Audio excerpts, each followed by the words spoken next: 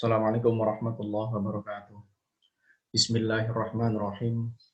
Alhamdulillahirabbil alamin wassalatu wassalamu ala asyrofil anbiya'i wal mursalin sayyidina maulana Muhammadin sallallahu alaihi wasallam wa ala alihi wa ashabihi ajmain amma ba'dah. Materi yang berikutnya adalah tentang iptek dalam Islam, ilmu pengetahuan di dalam Islam itu seperti apa. Materi ini juga merupakan materi yang nanti menjadi bahan untuk pembuatan soal ujian akhir semester. Sehingga iptek dalam Islam ini merupakan materi pasca UTS yang juga harus dipelajari oleh mahasiswa untuk menjadi pertimbangan dalam pembelajaran pasca UTS. Kita masuk pada materi iptek dalam Islam. Kita tahu bahwasanya ada banyak pengetahuan-pengetahuan yang itu di luar dari nalar kita. Kadang ketika kita melakukan pembelajaran, kita semakin bodoh, kita semakin tidak tahu. Ternyata ilmu pengetahuan itu begitu luasnya.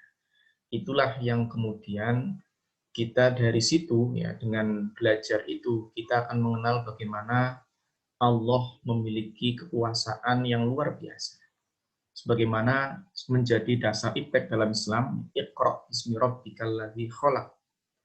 Bacalah dengan menyebut nama Tuhanmu yang menciptakan. Kita ketika melakukan pembelajaran, ketika melakukan sebuah penelitian, ketika melakukan sebuah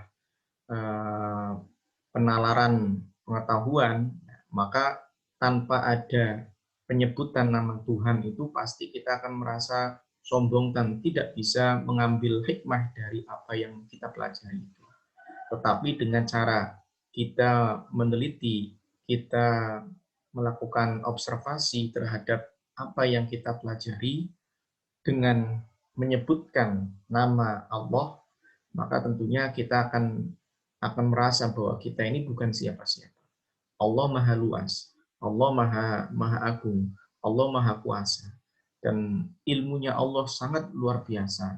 Begitu luasnya, ibaratnya kita itu hanya secuil memahami ilmu-ilmu Allah, tapi ilmu Allah yang begitu luas. Nah, ini yang kemudian menjadi bagian dari pertimbangan ketika kita melakukan penelitian, melakukan pengembangan pemahaman, maka harus tetap menyebut nama Tuhanmu yang menciptakan. Kemudian, siapa Allah itu? Dia yang telah menciptakan manusia dari alaq. Ya. Di sini juga kita nyatakan bahwasannya Allah itu menciptakan banyak sekali objek-objek penelitian. Ya. Menciptakan banyak sekali yang dapat kita teliti. Begitu banyaknya, maka kita akan merasa kita ini bukan siapa-siapa. Contoh misalkan kalamullah, ya, kalam firman-Nya Allah. Jangankan kita memahami kalamullah, memahami firman-Nya Allah, kita pikirkan, kita arahkan bagaimana memahami kalam-kalam makhluk yang lainnya. Misalkan suara tokek. Ya. Suara tokek itu, apakah kita bisa memahami suara tokek?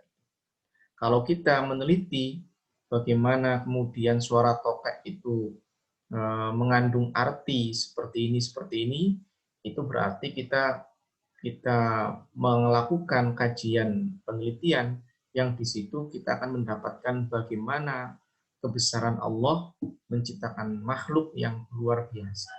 Dan kita sendiri tidak dapat memahami tentang keinginan tokek itu. Apalagi kita memahami kalamullah. Sehingga inilah yang kemudian perlu kita jadikan sebagai renungan. Jangankan kemudian kita memahami kalamullah, kalamnya makhluk saja kita tidak pernah tahu. Banyak sekali tokek, kemudian semut, bagaimana cara bicara mereka. Kemudian ayam berkokok di waktu pagi itu bagaimana. Berkokok di waktu siang itu artinya apa. Berkokok di waktu malam artinya apa. Dan begitu seterusnya. Itulah kemudian Allah menciptakan banyak sekali objek penelitian yang bisa kita pahami. Ya. Yang kemudian, bacalah Tuhanmu lah yang paling pemurah. Dan Allah memberikan akal kepada kita, memberikan kemampuan kepada kita. Ya, makanya di dalam surat Al-Baqarah ayat 31 kan dijelaskan wa 'allama Adamal asma'a kullaha. Allah memberikan pemahaman ilmu pengetahuan kepada Adam. Ya, kullaha. Dan dari semua nama-nama itu banyak sekali kemudian diajarkan kepada Nabi Adam. Dan itu tidak kemudian Allah berikan kepada malaikat. Sehingga malaikat menyampaikan, Subhanaka la ilma lana illa ma 'allamtana innaka antal alimul hakim. Begitu pemurahnya Allah memberikan kemampuan kepada kita sehingga kita menjalankan aktivitas akal kita itu dengan sangat baik. Itulah kemudian menjadi dasar bagaimana kemudian Islam menempatkan bahwa iptek, ilmu pengetahuan itu memang berasal dari pemberian dari Allah, anugerah dari Allah. Allah memberikan kita akal, Allah memberikan kita pikiran, sehingga kita bisa melakukan sesuatu pemikiran-pemikiran, melakukan pembahasan-pembahasan, dan lain sebagainya. Oleh karena itu, ketika dalam melakukan penelitian, melakukan pengembangan pemahaman, maka tentunya kita harus mengingat bahwa semua yang kita lakukan itu adalah pemberian dari Allah yang Maha Pemurah. Kemudian Allah mengajarkan manusia dengan pena. Ini membuktikan bahwasanya ada banyak alat, ada banyak media yang bisa kita gunakan untuk mencari ilmu pengetahuan itu. Ya, inilah yang kemudian ketika kita memahami tentang sesuatu, maka bisa kita menggunakan sesuatu alat-alat yang lain. Kita bisa minta bantuan misalkan ketika memahami idza zulzilatil ardu zilzalaha, ketika bumi digoncang dengan goncangan yang luar biasa. Nah, ini kan kalau secara pemahaman Islamnya saja, ya, tanpa ada pemahaman yang sifatnya umum, yaitu dengan cara mempelajari ilmu-ilmu BMKG, ya, maka kita tidak bisa secara sempurna dalam meneliti bagaimana goncangan sebesar itu, sedahsyat yang terjadi pada saat kiamat itu. Itu yang kemudian perantara ilmu BMKG, ya, yang kaitannya dengan struktur bumi, kaitannya dengan perubahan cuaca dan lain sebagainya, itu kurang dipahami oleh orang-orang yang murni ya, mempelajari Islam saja. Tetapi itu banyak dipelajari di dunia umum. Ya, maka media itulah yang kemudian bisa kita gunakan. Banyak sekali media-media yang kita bisa gunakan untuk memahami Islam, untuk memahami ilmu Allah. Sehingga apapun itu bisa digunakan kalau memang media itu bisa mencakup pada sesuatu yang substansi, sehingga kita mendapatkan hikmah, kita mendapatkan inti dari ajaran Islam itu sendiri. Oleh karena itu tidak bisa kemudian kita menganggap atau mendiskriminasi ilmu-ilmu itu, nggak bisa. Kenapa? Karena bisa jadi ilmu-ilmu yang kita pelajari, walaupun itu berasal dari misalkan Barat, berasal dari non-Muslim, bisa jadi ilmu-ilmu yang berasal dari situ, itu bisa kita gunakan sebagai media.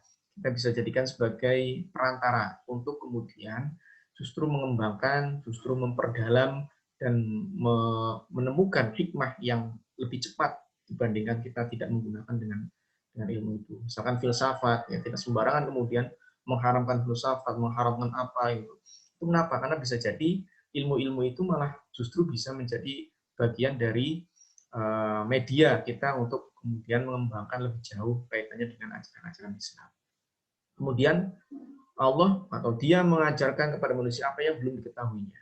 Kita ini tidak bisa kemudian mengukur sejauh mana ya, kemampuan kita itu sudah sampai mana. Itu tidak bisa diukur, berbeda dengan berat badan. Ya. Kalau kemudian diukur berapa kilogramnya, gitu kan. Ilmu tidak bisa diukur, kemudian masuk berapa kemampuannya, berapa persen, itu nggak bisa.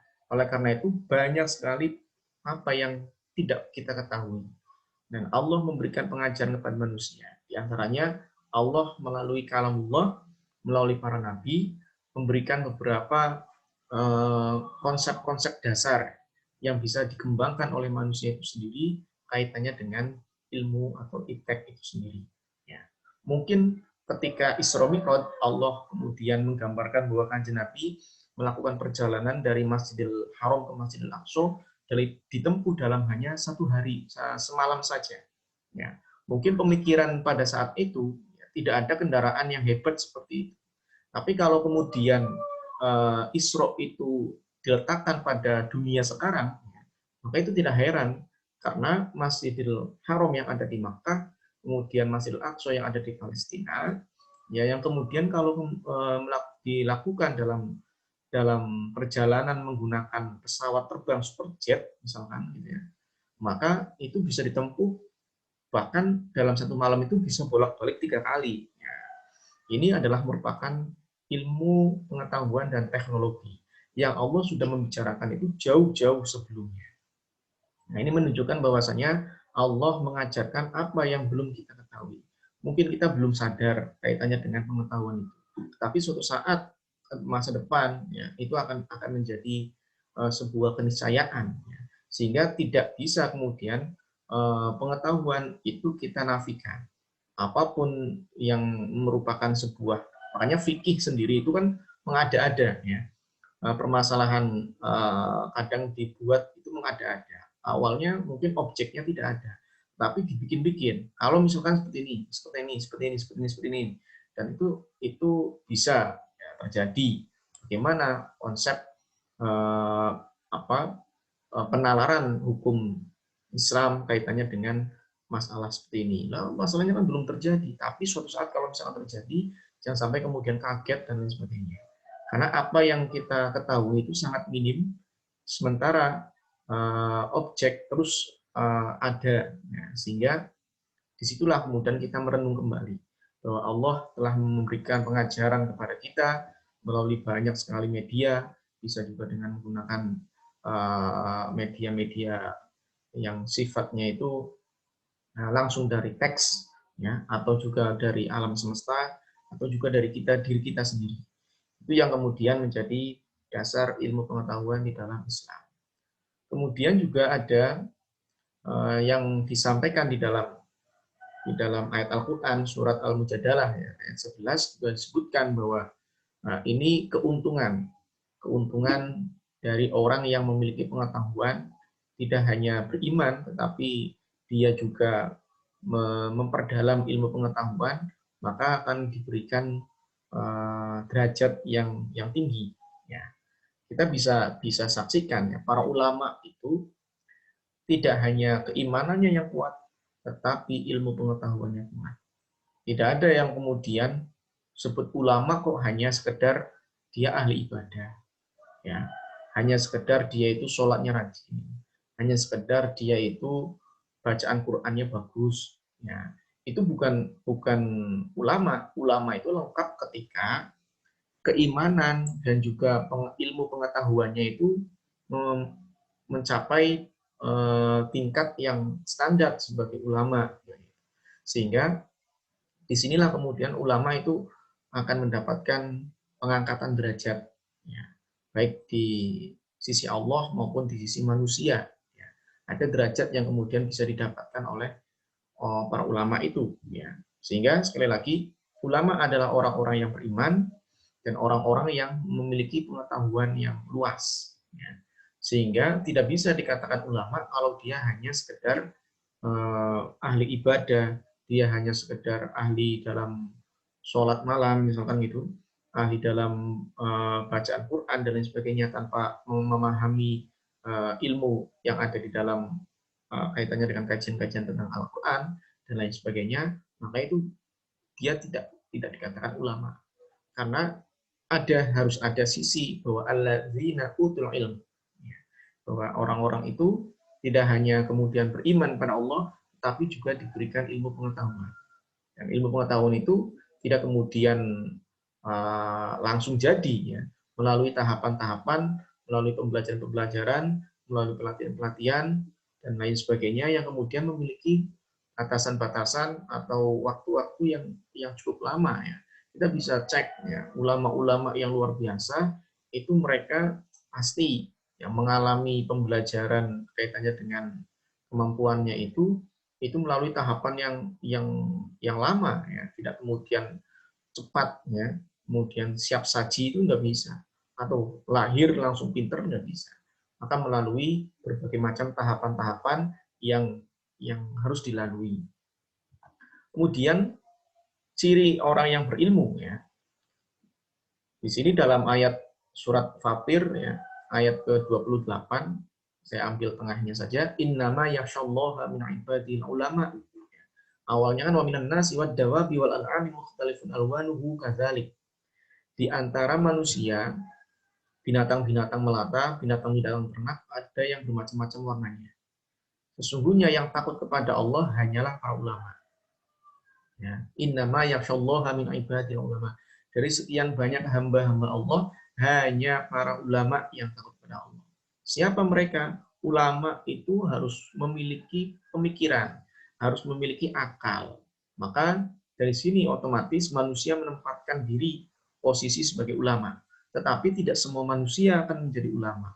Bagaimana kemudian menjadi ulama? Cirinya adalah yakhsyallah, ya, orang yang takut kepada Allah. Ya. Siapa orang yang takut kepada Allah? Ya ulama.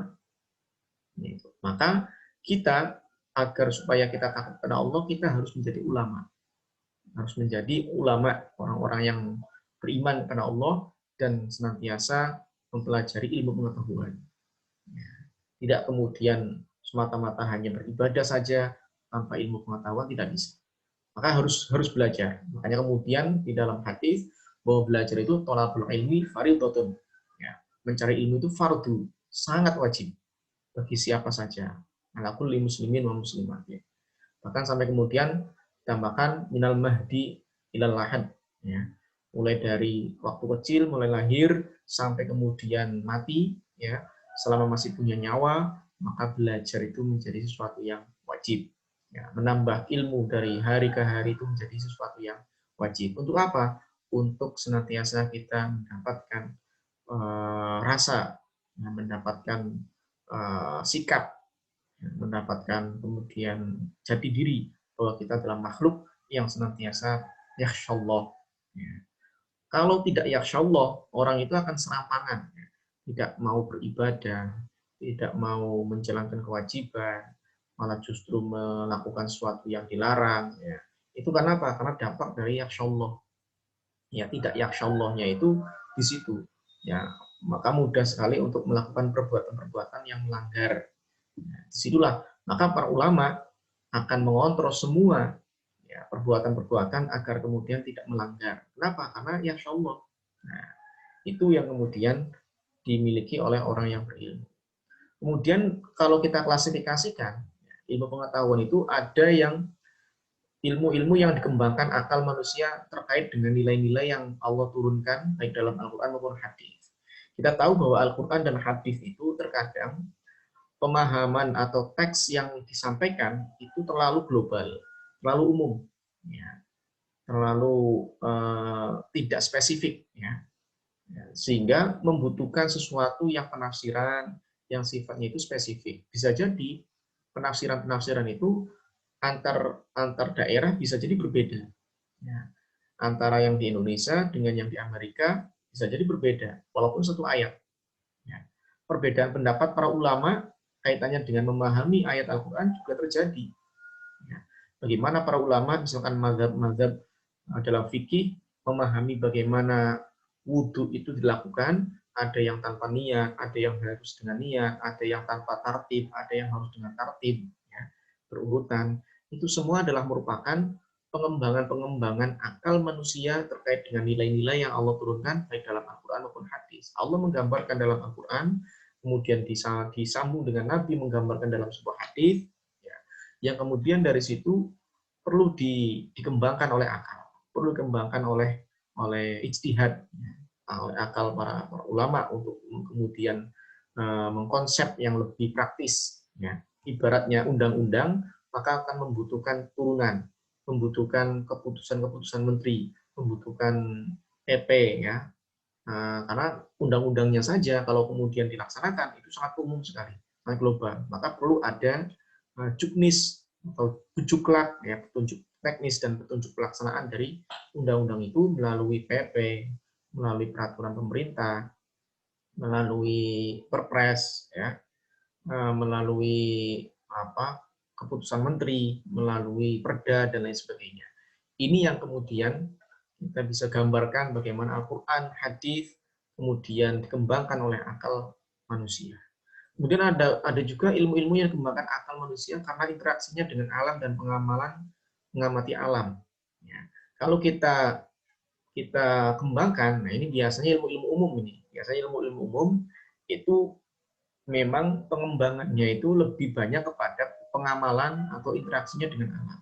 Ketika kita melihat alam semesta sebagai objek penelitian, maka kita bisa mengembangkan ilmu pengetahuan itu dari objek penelitian yang kita lakukan itu di lapangan. Ya. Nah, oleh karena itu dari sini kita akan dapat tiga tanda-tanda kebesaran Allah. Ya.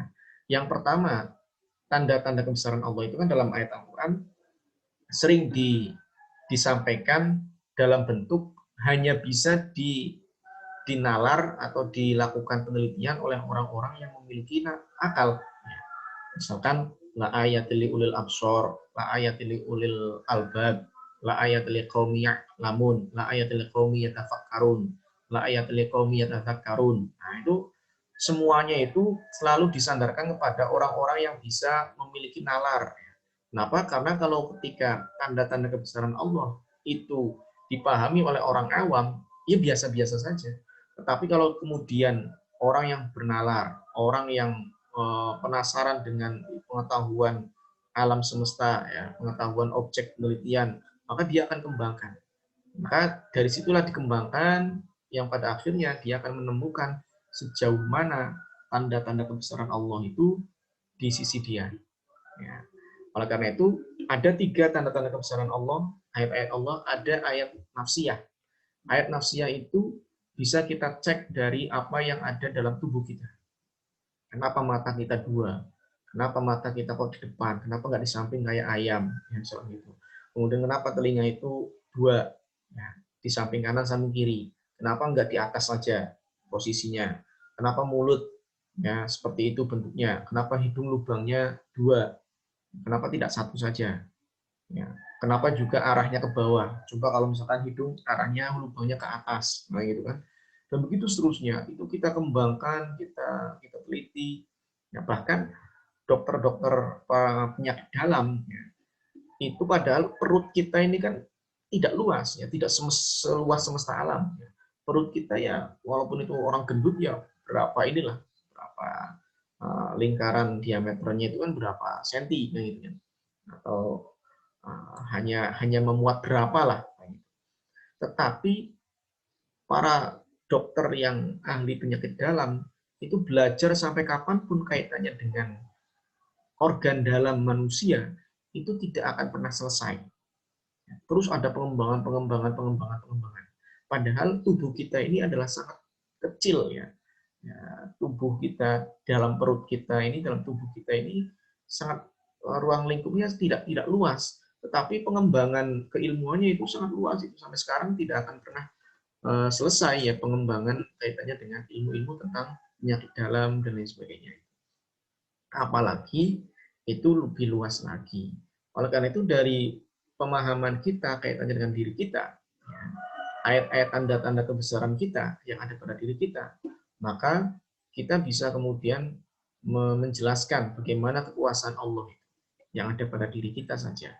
Makanya ada sebuah ada gium ya, man arafa nafsahu faqad arafa Allah.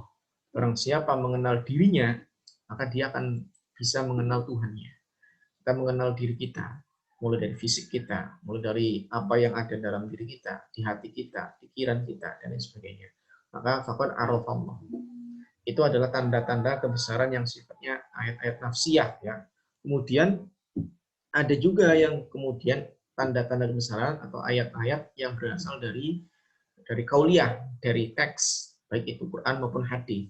Kita bisa gambarkan, kita bisa kembangkan apa yang ada di dalam Al-Quran, apa yang ada di dalam hadis, kita bisa kembangkan, kita bisa telusuri sejauh mana kekuasaan Allah, bagaimana tanda-tanda kebesaran Allah, dan lain sebagainya di dalam ayat Al-Quran dan hadis. Kemudian ada juga tanda-tanda kebesaran Allah atau ayat-ayat Allah itu melalui alam semesta. Ya. ayat-ayat kauniyah, alam semesta. Jadi ada ayat nafsiyah yang ada pada diri kita, kemudian ada ayat kauniyah yang bisa kita telusuri melalui teks, baik itu Quran maupun hadis, dan ada juga ayat-ayat kauniyah, yaitu yang bisa kita saksikan di alam semesta ini. Alam semesta ini luar biasa. Ya, tidak hanya makhluk yang hidup, tetapi juga makhluk yang mati. Itu juga luar biasa. Tidak hanya ada di permukaan, tetapi juga ada juga yang di perut bumi. Ya. Itu banyak sekali tanda-tanda kebesaran Allah yang bisa kita saksikan di situ. Contoh saja misalkan semut. Ya. Semut bagi orang yang punya nalar, ya, ini diteliti semut itu bagaimana cara hidupnya, bagaimana makannya, bagaimana komunikasinya. Kemudian kalau semut itu berjalan bertemu dengan temannya itu gimana itu salaman atau apa, seperti apa itu, ya, cara makannya bagaimana, cara reproduksinya bagaimana, ya, dan lain sebagainya, unsur-unsur yang ada di dalam tubuhnya bagaimana.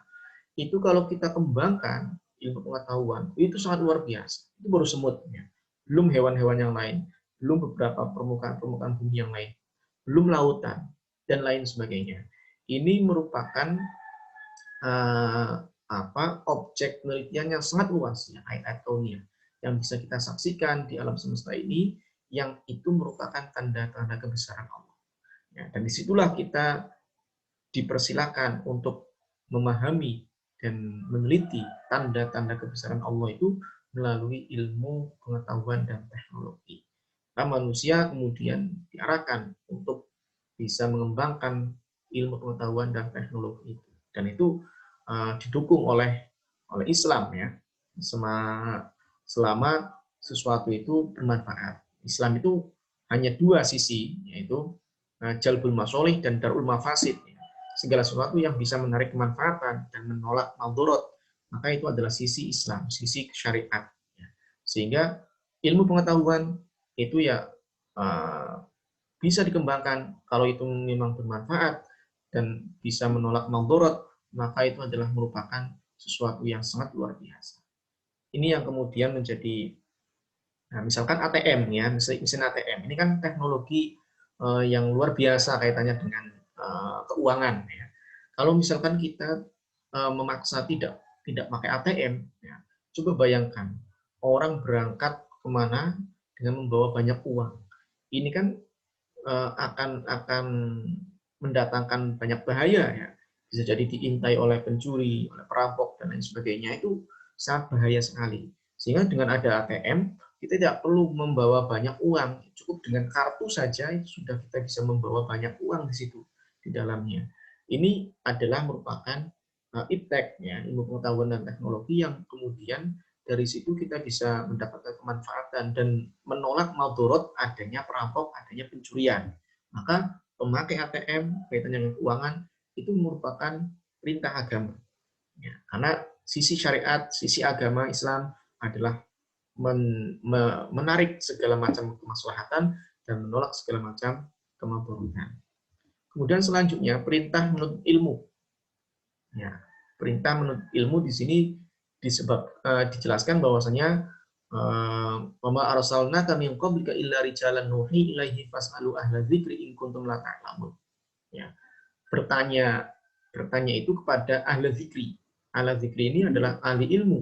Ya. Ahli ilmu yang memahami kaitannya dengan kapasitas keilmuannya. Sehingga dari sinilah yang kemudian ketika orang itu tidak memahami sesuatu, maka tidak kemudian menyimpulkan sendiri. Ya, kita harus bertanya kepada orang yang memang memiliki kapasitas kaitannya dengan keilmuan itu. Ya. Kita misalkan mau melakukan sesuatu, ya, maka kita harus tahu ilmunya. Makanya di dalam kitab Taklimul Muta'alim itu ada dua yang wajib dipelajari keilmuan itu, yaitu yang pertama adalah ilmu tib, ilmu tentang kedokteran, sehingga kita bagaimana mengetahui tubuh kita menjadi sehat, ya, badan kita sehat, lingkungan kita sehat, dan juga adalah ilmu hal, ya, ilmu yang kaitannya dengan kondisi kita sedang ngapain. Kalau kita sedang sholat, maka kita harus tahu ilmu tentang sholat. Kita sedang puasa, kita harus tahu ilmu tentang puasa, dan begitu seterusnya. Nah, dari sinilah kemudian perintah menuntut ilmu itu ada. Kemudian ada juga dalam ayat Al-Quran perintah menuntut ilmu. Ya. Wa ma kana al-mu'minuna liyanfiru kafah falaula nafara min kulli firqatin minhum ta'ifatul liyatafaqahu fid din wa liyunziru qaumahum idza raja'u ilaihim la'allahum yahdharun. Kita tahu bahwasanya dalam ayat ini menggambarkan bahwa jihad fisabilillah dengan pada saat itu perang ya, dalam pada saat itu merupakan cara praktis. Ya. Coba bayangkan enak sekali ya, orang jihad fisabilillah itu dengan cara perang itu orangnya baru masuk Islam, belum mempunyai amalan-amalan yang banyak, ikut perang, wafat, meninggal di medan pertempuran, itu menjadi syahid. Nah, pola pikir yang seperti ini akhirnya praktis. Tidak perlulah kita belajar, tidak perlulah kita sibuk-sibuk repot-repot apalah gitu ya. Cukup dengan perang kemudian mati syahid. Nah, itu kan pemikiran-pemikiran yang kemudian dikritik oleh Al-Qur'an. Mbok iyo, nah itu ya. Nah, kok bisa ya? Mereka kok pada pergi perang semuanya? Ya. Setidaknya mengapa tidak pergi di antara kelompok ya, untuk apa? Liyatafaquhu, untuk memperdalam agama, memperdalam ilmu pengetahuan tentang agama. Ya, yang nantinya waliyum ziro qaumahum idza raja'u, yang nantinya setelah dia memahami tentang ilmu agama, ilmu pengetahuan, nantinya sepulang dari dia mempelajari ilmu pengetahuan itu, dia akan memberikan pencerahan kepada masyarakatnya setelah pulang. Ini merupakan gambaran yang luar biasa. Makanya kemudian ilmu pengetahuan itu menjadi amalan yang tidak akan terputus ya, sebagaimana sebuah hadis, idza mata ibnu adam in qata amaluhu illa min salasin, shadaqatin jariyatin aw ilmin yuntafa'u bihi aw waladin sholihin yad'u lahu. Ketika manusia sudah meninggal dunia, seluruh amalnya terputus. Karena dunia ini adalah merupakan ladang untuk beramal ya. Kalau sudah meninggal, tidak ada lagi ladang untuk beramal itu. Maka begitu orang sudah meninggal dunia, maka amalannya terputus karena sudah tidak ada ladang untuk beramal. Tetapi ada 3 amalan yang tidak akan pernah terputus. Dan itu akan terus mengalir walaupun orang itu sudah meninggal dunia. Apa? Sedekah jariyah, ilmu yang bermanfaat, dan anak yang soleh. Ilmu yang bermanfaat inilah yang kemudian lebih banyak ya, kalau kita sudah meninggal dunia itu akan memberikan dampak yang luar biasa kepada orang yang memiliki ilmu pengetahuan yang bermanfaat ini. Kenapa? Karena dengan kita mengajar kepada murid kita menjadi orang yang baik. Ya, murid kita punya muridnya lagi menjadi orang yang baik dan begitu ya, karena ilmu yang pelopor kita dari awal ya, itu luar biasa itu. Ya, inilah yang kemudian bagaimana Islam memposisikan ilmu pengetahuan itu sangat luar biasa.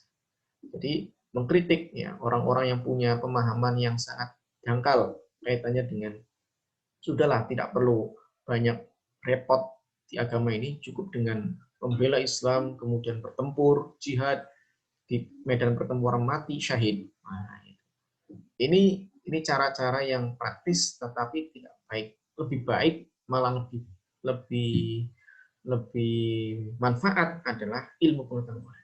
Karena tidak hanya untuk dirinya, tapi bagaimana untuk generasi-generasi berikutnya. Kalau jihad, kalau kemudian meninggal, itu kan hanya untuk dirinya saja. Ya. Nah, tapi kalau misalkan kemudian bermanfaat untuk yang lain dan lebih luas kemanfaatannya, ilmu pengetahuan lebih ke arah sana ya, lebih luas lagi. Nah, ketika kemanfaatannya lebih luas, maka pahalanya pun lebih banyak ya, sebagaimana sebuah kaidah ya. Al-ajru biqadril manfaat wal maslahah. Pahala itu bergantung pada tingkat kemanfaatan dan juga tingkat kemaslahatan yang ada.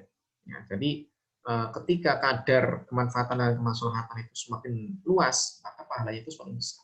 Tapi kalau misalkan semakin kecil, ya pahalanya sesuai dengan apa yang kemanfaatan dan kemaslahatan yang terkandung dari apa yang kita lakukan itu.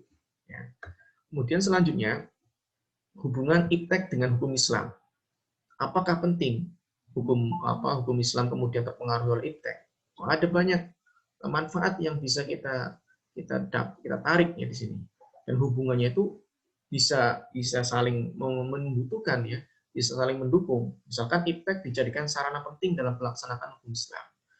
Kita tahu bahwa ada beberapa aturan-aturan di dalam ibadah, misalkan kiblat. Ya, kita sholat itu harus menghadap kiblat. Nah, dulu ketika mengukur kiblat itu manual, itu akan sangat lama dan repot. Ya. Apalagi zaman modern seperti ini. Maka cukup dengan berbagai alat ya, yang sangat modern sekali. Menentukan kiblat itu sangat cepat, ya, sangat cepat, ya, sehingga iptek menjadi sarana penting dalam pelaksanaan kaitannya dengan penentuan kiblat itu. Kemudian dengan iptek bisa dijadikan wasilah dasar untuk melanjutkan penentuan hukum Islam. Misalkan contoh penentuan awal bulan dalam Hijriah, ya, yang dilakukan oleh orang NU atau juga orang-orang Muhammadiyah, ya, itu kan dijadikan sebagai wasilah perantara, ya, ilmu pengetahuan bisa digunakan untuk itu. Kemudian iptek tidak dapat mengubah ketentuan hukum Islam. Hubungannya aturan iddah misalkan itu ya tidak bisa ditentukan melalui USG, walaupun memang USG yang bisa ngecek rahim ya, apakah masih ada tanda-tanda janin atau tidak, itu kan sudah bisa USG, tapi juga tidak bisa kemudian secara langsung kemudian meniadakan iddah, karena tujuan iddahnya adalah membersihkan rahim. Nah, yang menjadi wasilah banyak sekali hubungan-hubungannya. Ketika kita termasuk bagian dari menggugurkan kewajiban juga iptek itu. Kalau tidak ada iptek bisa menggugurkan kewajiban. Contoh gini, orang haji itu kan pergi haji dari sini ke Makkah, ya, itu kan luar biasa jauh ya jaraknya. Kalau tanpa ada iptek, tanpa ada teknologi transformasi misalkan, itu kita tidak bisa berada ke sana. Kita mau jalan kaki, kita mau naik sepeda, ya, tidak ada pesawat, ya. Maka kalau tidak ada pesawat ya kita akhirnya kewajiban hajinya itu menjadi hilang. Kenapa? Karena kendaraannya nggak ada. Kendaraan sebagai bukti bahwa pengembangan ilmu pengetahuan dan teknologi itu tidak ada. Ya, berarti kita kesulitan untuk melakukan ibadah haji, sehingga menjadi perantara bahwa kemudahan-kemudahan kita dalam menjalankan ajaran atau hukum Islam itu juga terpengaruh oleh pengembangan dari iptek itu sendiri. Kemudian bolehkah boleh tidaknya penggunaan iptek dalam Islam itu seperti apa? Dalam Islam itu muara amal perbuatan itu terletak pada 3. Pertama, niat. Niatnya untuk apa? Tujuannya untuk apa? Ya. Jadi ada niat, ada proses, dan ada tujuan. Ya. Niat itu menjadi gambaran bahwa kita akan melakukan sesuatu, ia tergambar dari niat itu. Makanya dalam sebuah hadis disebutkan Rasulullah SAW, kam min amalin yatasawwaru bi surati amali dunya, tsumma yasiru bi husnin niyah min amalil akhirah.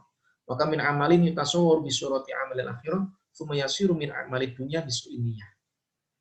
Ada banyak amal perbuatan yang berbentuk amal dunia, lalu menjadi amal akhirat karena baiknya niat, ya. Sebaliknya, mohon maaf ini terjemahannya ada yang kurang ya. Jadi banyak amalan-amalan dunia menjadi amalan-amalan akhirat dengan niat yang baik. Begitu sebaliknya, banyak amalan-amalan yang sifatnya itu akhirat kemudian menjadi amalan-amalan dunia karena niatnya juga menjadi niat yang buruk. Nah, disinilah kemudian niat berada di posisi yang penting dalam hal ini. Oleh karena itu penggunaan iptek harus dengan niat yang sesuai tentunya. Dan prosesnya juga, proses atau pelaksanaan penentuan hukum Islam itu bergantung pada proses yang dilakukan. Jika prosesnya baik maka sangat dianjurkan. Tapi jika prosesnya buruk jelas sesuatu itu dilarang. Ya. Perjalanan melakukan perjalanan musafir itu kan sesuatu yang kemudian diperbolehkan, tapi dalam prosesnya kemudian tidak baik. Maka rukhsah yang kaitannya dengan jamak qosor dalam sholat itu akhirnya tidak boleh. Bagi orang-orang yang melakukan perjalanan, itu prosesnya tidak baik. Ya, itu diantaranya beberapa kasusnya. Kemudian tujuan. Tujuan di dalam Islam itu harus sesuai dengan maqasidus syariah. Ada beberapa konsep yang kemudian menjelaskan tentang tujuan pensyariatan Islam itu bagaimana. Yang pertama ada hifdzuddin, menjaga agama. Ada hifdzun nafas, menjaga jiwa. Ada hifdzul akli, menjaga akal, seperti misalkan diharamkannya khomer, gitu ya, dilarang meminum minuman memabukkan dan sebagainya. Itu diantaranya itu menjaga jiwa ya, diantaranya dilarang ada pembunuhan, ya, dilarang ada penganiayaan, dilarang ada teror dan lain sebagainya. Kemudian menjaga nasab, ya, ada pernikahan, dilarang zina dan lain sebagainya. Kemudian menjaga harta, hifdzul mal, ya, yaitu tidak boleh ada pencurian, tidak boleh ada perampasan, tidak boleh ada hosop dan lain sebagainya. Itu diantaranya Islam menjaga itu. Kemudian menjaga harga diri, tidak boleh ujaran kebencian, tidak boleh fitnah, tidak boleh kemudian mengecek, menghina dan lain sebagainya. Itu adalah beberapa tujuan-tujuan syariat, ya, sehingga apa yang ada di dalam syariat Islam itu tidak lepas dari beberapa tujuan ini. Kita sholat ya menjaga agama, kita kita melaksanakan dilarang untuk ada pembunuhan ya karena menjaga jiwa, dilarang meminum minuman keras ya karena menjaga akal, dan begitu seterusnya. Inilah yang kemudian menjadi tujuan-tujuan itu. Oleh karena itu, bagaimana kemudian Iptek bisa menjaga tujuan-tujuan dari kesyariatan Islam ini, menjaga agama, bagaimana Iptek mampu menjaga agama, Iptek menjaga jiwa, Iptek mampu menjaga akal, Iptek mampu menjaga nasab, ya, Iptek mampu menjaga harta, Iptek mampu menjaga harga diri. Ini yang kemudian menjadi bagian dari bagaimana iptek itu bisa dilakukan, bisa dilaksanakan, apakah penting dan tidak, yang bergantung pada hal yang seperti ini. Mungkin itu gambaran materi tentang iptek dalam Islam ya, yang akan menjadi bagian dari materi untuk ujian akhir semester. Ya. Terima kasih. Kurang lebihnya mohon maaf. Wallahul muwaffiq ila aqwamit thoriq. Assalamualaikum warahmatullahi wabarakatuh.